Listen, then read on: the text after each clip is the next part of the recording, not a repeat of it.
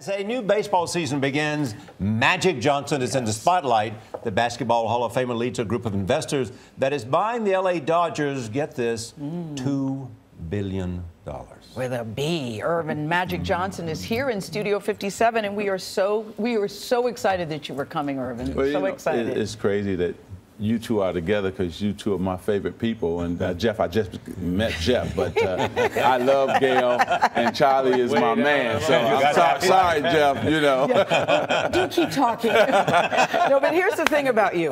Baseball owner, legendary basketball player, baseball owner. I was telling you that I saw the documentary about the announcement when you first announced. We'll talk about that in a second. But in that documentary, you had said, you know, I want to be a businessman. Right. And now you are a businessman. I'm thinking it's pretty... businessman? A businessman. I mean, this is a big businessman. Yes, you are ginormous. I'm thinking things are going very well for you, Earvin Magic Johnson, these days. I am blessed. And, you know, who would have ever thought that the Dodgers would ever be for sale and that I would have an opportunity with, of course, Mark Walters. Did you like baseball? I love baseball. I was surprised at that. I grew up watching the Detroit Tigers. Okay, and so, of course.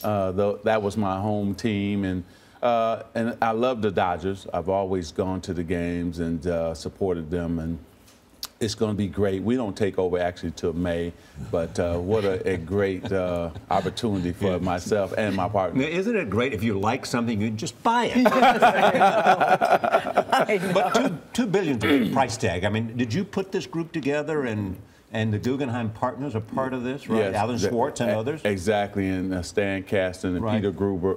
So all of us came together, and I was a part of that. And Stan Kasten actually brought everybody together. But it's amazing. And the price tag, it's about market value. It's about sports. Yes, I mean, it's about television. Exactly, about TV, about also the team on the field. We have a great young team, Matt Kemp and Kershaw, our Cy Young pitcher, and has some great young talent as well. Did you see Moneyball? Build around them. Oh, yeah, I saw Moneyball. Wasn't that good? Oh, it was great. I love that movie, too. It was great. What makes you a great businessman? I mean, you really have brought magical talent to business. I mean, you own a lot of restaurants. You own a whole bunch of stuff all around the country. Yeah. And so many athletes are broke, Charlie. That's why I'm curious. What do you know that they didn't? Yeah. I think, number one, I took my ego out of it, and I had great mentors. That's number one. And then I formed great partnerships. When you think about Howard Schultz and Starbucks, and you think about, you know, now the Guggenheim Group and Mark Walters.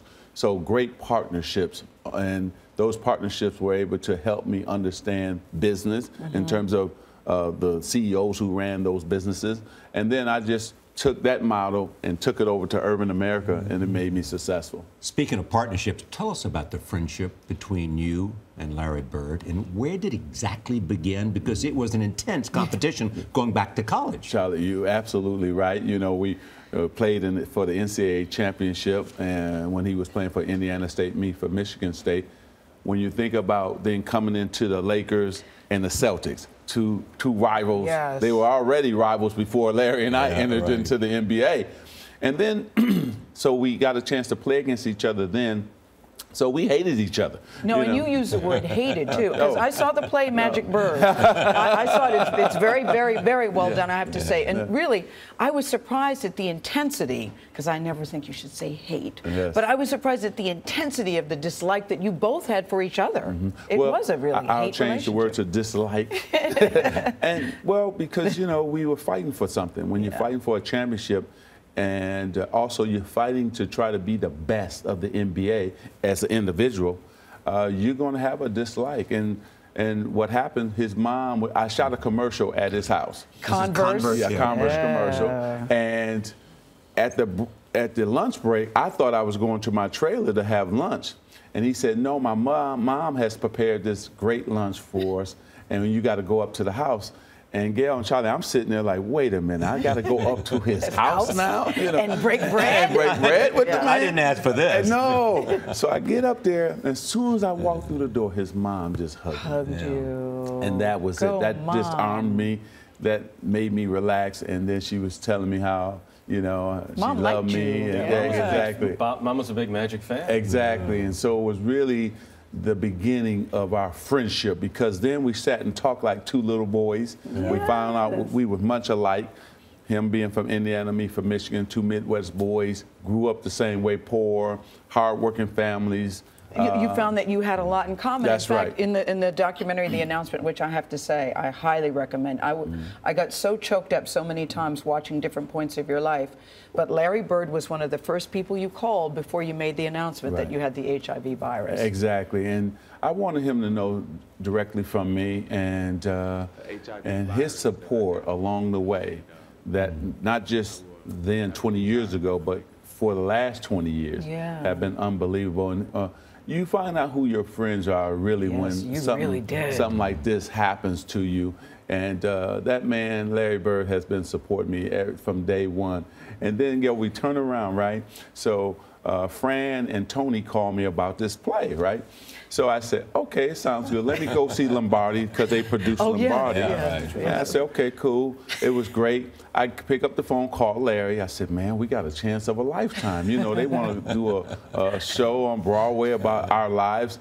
And he's so talkative. What did he say? So Larry says, are you kidding me? A hick from Indiana and a black kid from Lansing, Michigan. What they want to do a play about our lives for? And that's what he said, you know. That's typical Larry. But the play is unbelievable. Yes. What did you once say about him? He's the one basketball player that you knew who was white that you could take to the neighborhood. That's right. And they would accept him immediately. No question about it, because Larry Bird can really, really play basketball, and he can play with any group of people. It doesn't matter if you're black, you're white, whatever, because he's so smart at the game. Larry Bird was the smartest player I played against. Wow. Michael Jordan was the greatest player that I played against, and he's the best that's ever done it. But Larry Bird is the smartest player I've ever played against.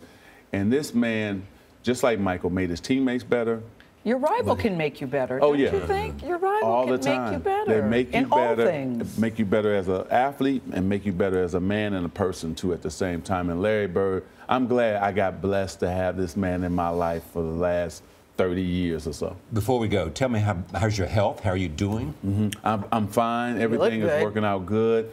I dropped about 20, 25 pounds. I wanted to cut down. I was snacking too much. So I increased my cardio and everything. Lift some weights. Yes. And then Cookie Gail told me, honey, I can't get my arms around you. When she told me I couldn't get my arms around you, that was it. I had to go get ready and work out. So it's been great. And special shout out to Cookie, because boy, hasn't she been a true champion. She has. All along the way. Thank you. From day one. It's good seeing both of you. Oh, thank you. And Jeff, hey, man. Thanks for tossing me. Thanks for the hat, Jeff, he did bring you a hat. See you with that Dodger hat. He's trying to convert all of us. He did Well, bring you a I hat. know we're in Yankee and Mets country, but, you know, we can be your West Coast team. Thank you, Patrick. The play is Magic Bird. It opens on Broadway. Watch out, Lakers. He may be owning you next.